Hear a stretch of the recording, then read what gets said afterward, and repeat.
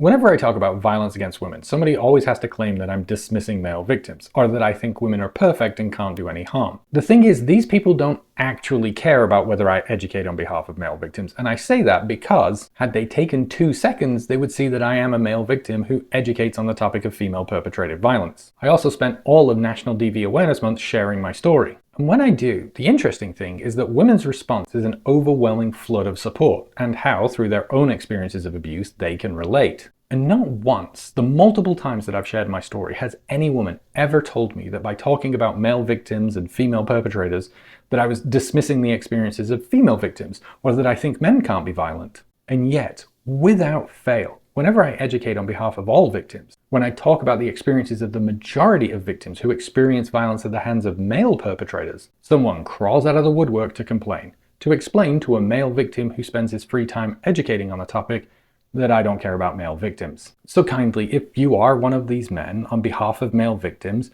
stop.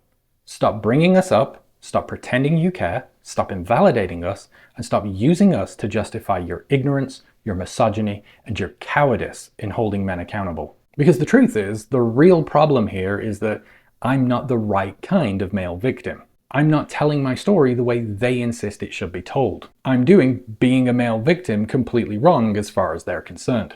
Their interest in my pain, my fear, the violence done to me is not out of compassion. It is a self-serving desire to use my story to distract from men's violence, to focus on the violence of women, to make that and women themselves as the major problem.